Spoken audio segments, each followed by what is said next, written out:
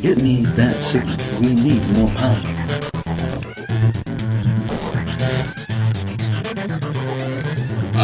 My name's Pat Rothfuss, and I'm here to interview the fabulous Jim Butcher.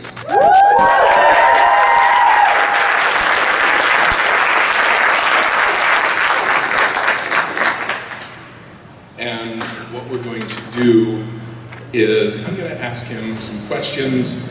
We'll go back and forth for a while, and then towards the end of things, we'll open it up to questions from the audience with maybe the last 10 minutes. And whenever I hear you have something new in the works, I call your editor and I threaten her for a copy.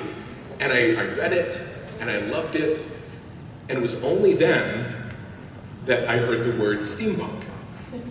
Now, did you set out to write steampunk, or? Sort of. What I was doing was I was trying to decide what project to do next after I was done with the Alera books and ready to start doing another project and alternating with Dresden books. And I tried 3 different things, and I wrote about a quarter of a novel and showed them to my beta readers and kind of took a read on their reaction to it to see which one kind of hit the best chord with them. So I wrote the first quarter of a fantasy novel that was sort of loosely based on the Black Company books, except instead of being set at the beginning and during the middle of the epic fantasy war, it was in the wake of the epic fantasy war.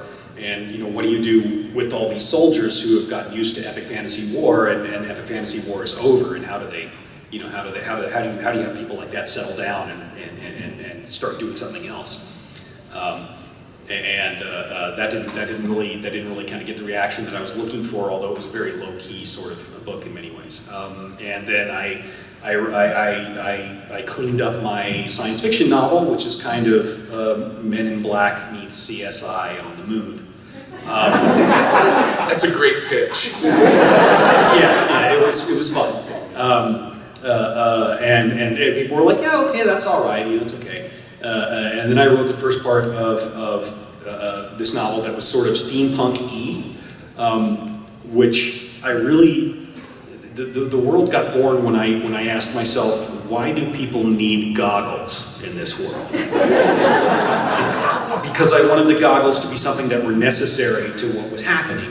Like there was a reason for everybody to have goggles. It's like, why? Okay, well then how did that happen? Well, how did that happen? Well, how did that happen? And so by the time I started from why do they need goggles, and I looked up a couple hours later and realized I had this, this entire world kind of established, and about 10,000 years of history, and I'm like, oh, okay, well, I should probably do something with this, and I started writing a story, and I got a really, really strong reaction from my readers, stronger than I got for even for a Dresden Files book. So it's like, okay, we're going to go with this bit. So my pitch for this series is originally it was X-Men meets Hornblower, but I didn't think that sounded steampunky enough, so I changed it to League of Extraordinary Gentlemen meets Hornblower, and that's kind of where this series comes from. So. And I will admit, it felt to me, I don't want to say like a high seas adventure, but it had a definite feel, almost more like the Mad Ship books by Robin Hobb. Okay. Where I read those, and I'm like, wow, suddenly I give a damn about sailing. Right. I didn't go into it looking for sailing, but that's what you gave me, and I love it. And similarly, in yours, it's like I have not read a bunch of those books. I don't, but it felt very, very real. Did you do like specific ship research to kind of anchor the books, or is it stuff that you've already picked up in your reading? Sort of. It was a bunch of stuff I did in my reading. It was talking to a couple of people who have been. They were submariners, or were the people that I talked to when I was doing research, because the way the airships would work when you've got the airships run this kind of crystal technology that sort of gives them effectively anti-gravity. So their ship floats, and then it's just a question of how do you make it go. And once you've got that, then you've got ships that are maneuvering a bit more like submarines than they are like airplanes. And so I went to talk to the submariners about it. over the course of writing the Dresden Files, I've made contacts with all kinds of different people, and I'm able to talk to, so you know all about nuclear engines on submarines. Okay, so you're kind of an expert in some things. Oh, you're actually somebody who's killed someone with a sword, all right? You get to talk to lots of different people, and you'll say lots of different things, but yeah, that was kind of where I started, and then after that, it was more an issue of just kind of trying to proceed logically from one thing to the next, and all of that is stuff that I draw on kind of a general study of history and how things have developed for us. I watch way too much History Channel. Somebody, I was on some panel, they were arguing about what was really steampunk. Like there's these intense arguments about like you're not real steampunk, we're classic steampunk, and it's like the jets and the sharks.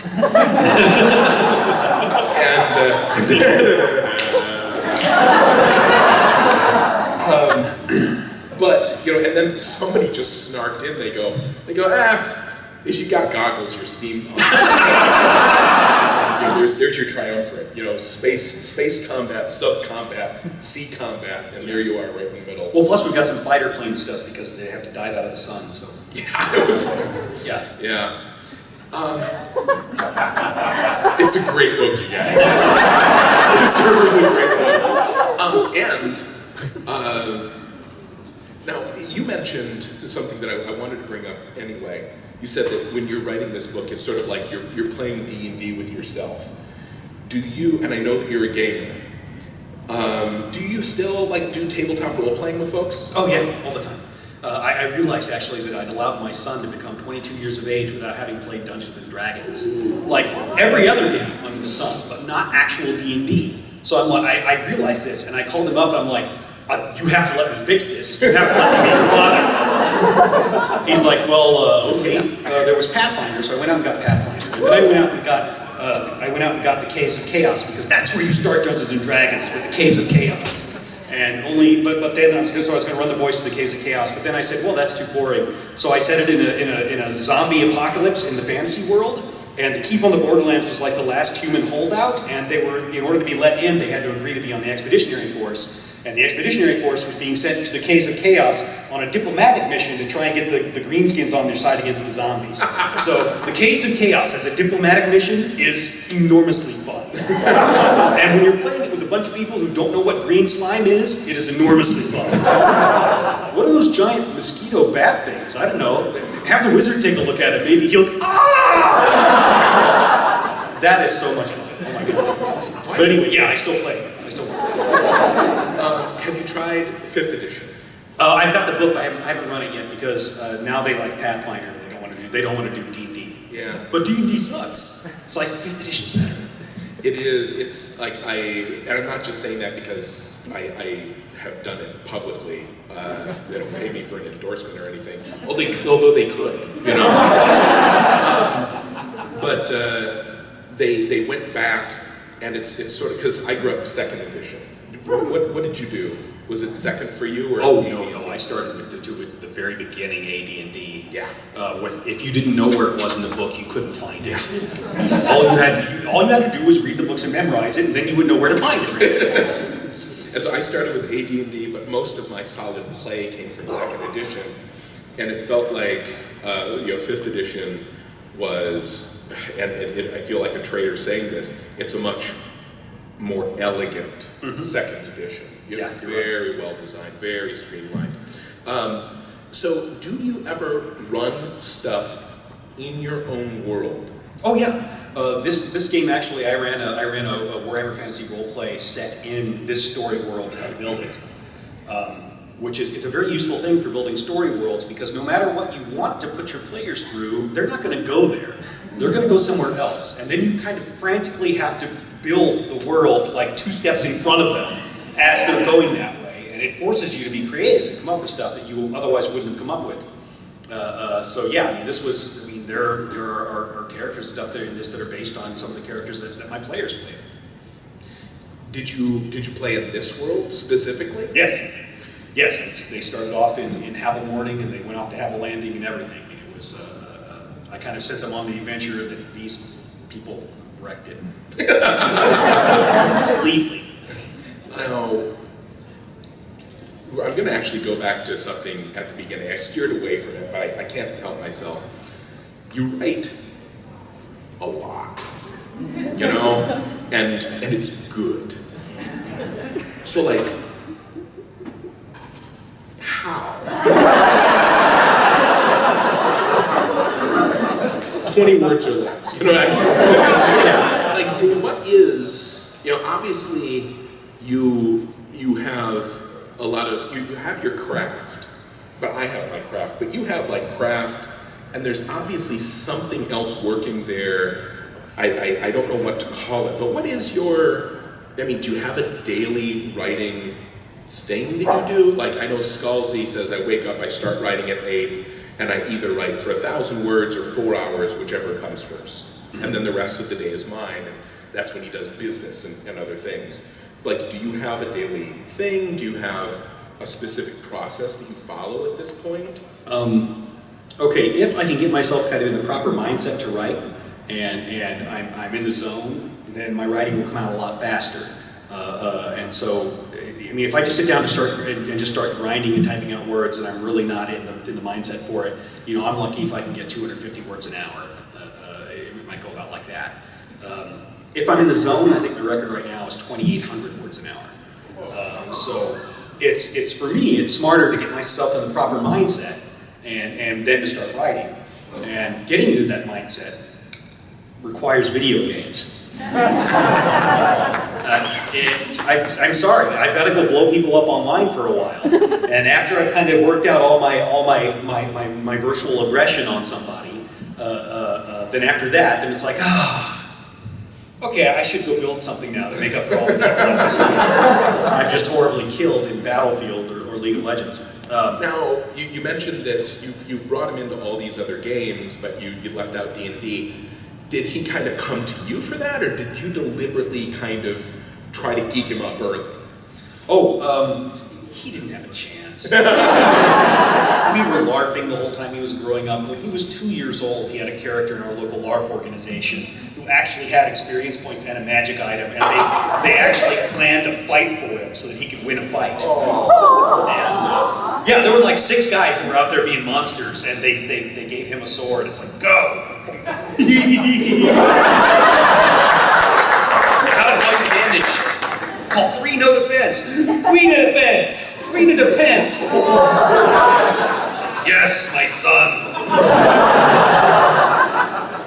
And I bring this up because, again, my boy's 5, and we've been, I'm that parent where I like tried to really kind of keep him away from violent media, you know, because we absorb those things in a weird way, like when we're really little. And so I was just playing Pikmin with him. We don't play a lot of video games in the house. Right. But, you know, we love playing Mario. We go to the local cyber cafe, and we play the new Mario, and he like thinks I'm awesome for being able to jump on a mushroom. You know, this is a talent I possess. And then I'm like, okay, let's move away from Mario, and like, let's try this Pikmin game, you know? And so we're doing it, and I don't know if you've ever played it, but it's kind of like a resource manager, and you find these little indigenous creatures and you enslave them, effectively. I'm going to gloss that over with him for now. Right. But really they come with you, and then you take them away before the sun goes down, otherwise the natural predators are going to devour them. But if you don't get your Pikmin together, like, you take off in your rocket ship, and then like the Pikmin that you left behind kind of like wander around, and then these big monsters come in and like eat them. And I'm like, oh. And so that happened the first time, and he goes, what's that all about?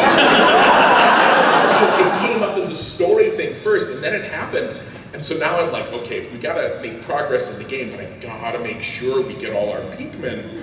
But then like one got lost, and so he's sitting there, and it comes, and he goes, and it eats him. And he's like, Dad, it's okay. He's trying to comfort me, which means that he finds this really kind of distressing. He's abandoned one of these things. Right. And I still noticed, even though he was comforting me, and oh, he's okay with it, he would say, it's only one. We got most of it. Which is a little creepy. The needs of the many there. You know? But the next one. I've got to write a Dresden File, and then I'll turn to the next one. The next Dresden File, I think, is due October-ish. And then I'll get to work on the next one, which is due about 6 months later, and the plan is to do every 6 months a book. So.